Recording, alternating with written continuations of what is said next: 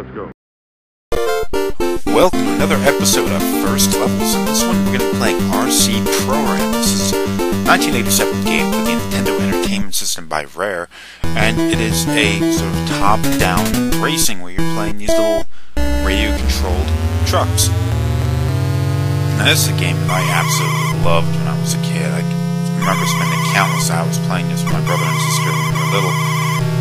And I'd say it's got a bit of a resemblance to Rock and Roll Racing, which was a game that I had played for the series a few episodes ago, although this is a number of years older. Controls pretty much the same way. You pick up items and stuff that you can use along the way, and it was a terribly short race. So, moving on to the next game.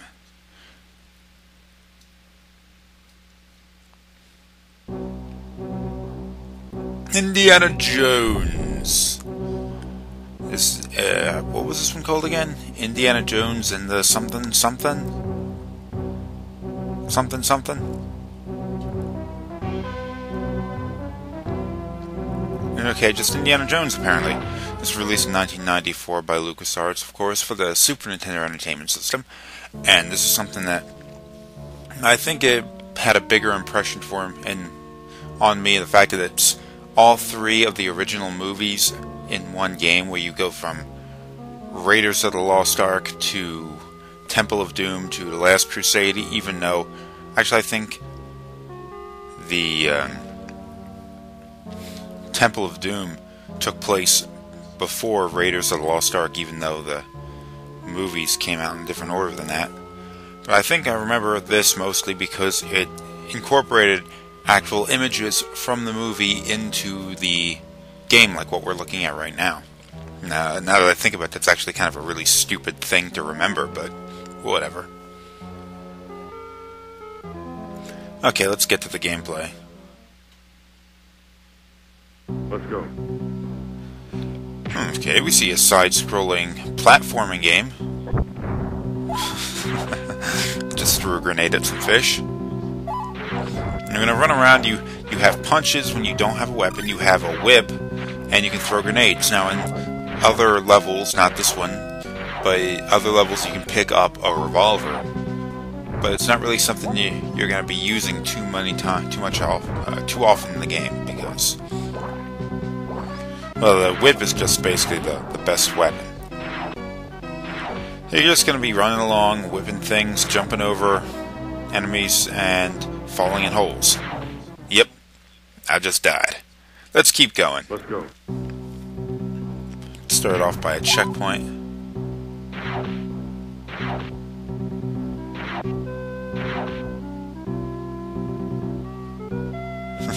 Leaves blowing across the ground. I remember my brother was a big fan of this game, and he constantly pointed out like the attention to detail that they had by having Indiana Jones walking along the ground, and the leaves on the ground are being thrown aside as he's walking. Nowadays I have to question why there are a bunch of leaves in a cave like this, but whatever.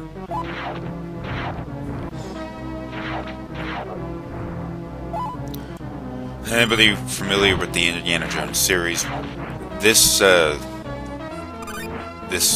level we're in right now is supposed to be the kind of cave or whatever it is that he went into in the beginning of the first movie and the beginning of Raiders of the Lost Ark in order to find the golden idol, kind of a little golden statue, where that's the famous scene where he went and tried exchanging the golden statue for a bag of sand in order to not set off a pressure plate. Fortunately, it didn't work for him. He set the pressure plate off anyway, and he ended up getting chased by a gigantic boulder.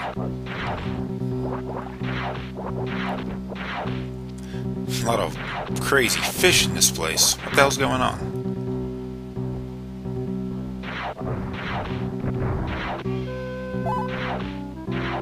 There we go.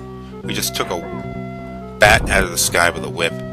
Honestly, I don't think I should have died there. I died again, by the way. But we're so close to the end of the level, I'm just going to finish it. You gotta punch until you get your whip. And here we go. And that's the end of this one. Next game.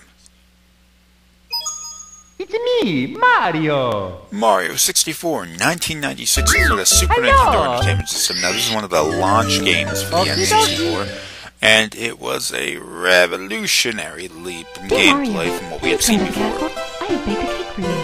Yours truly, Princess Toadstool. Peach. Now, the Sony PlayStation and the Sega Saturn had released about a year prior to the N64. So it wasn't like this, it wasn't an early look at the games of that generation, but it was kind of sort of a benchmark for, or high watermark at the time for what these kind of 3D games were supposed to be and what they were supposed to play like. I have to say the game has not aged well. It looks like crap, it plays like garbage, the story is laughable, but, you know, this is retrospective, really.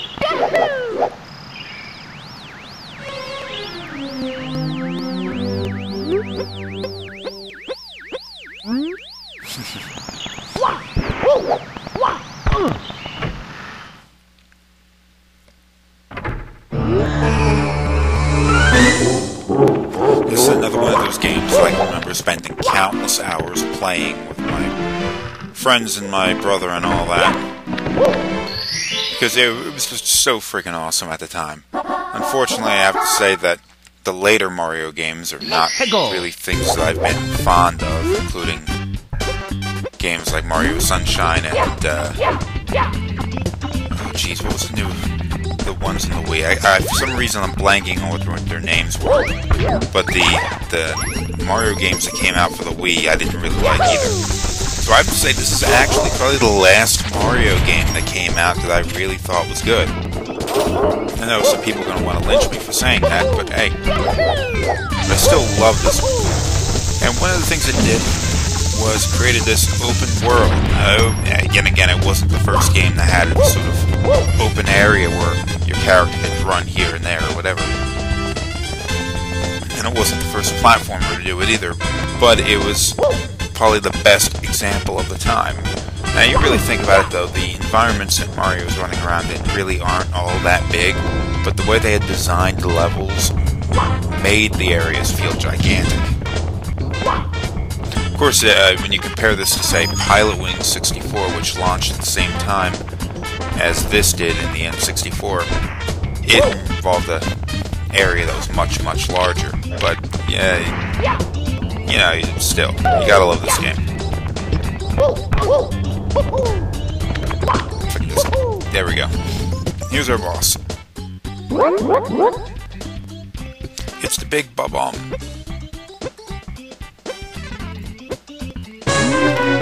Notice this guy, actually I think they did a relatively good job making this character, technology-wise, considering that he is not a polygonal character running around, he is actually a sprite. Now Mario is a 3D character, even though this guy isn't, so they did a pretty good job meshing the two together.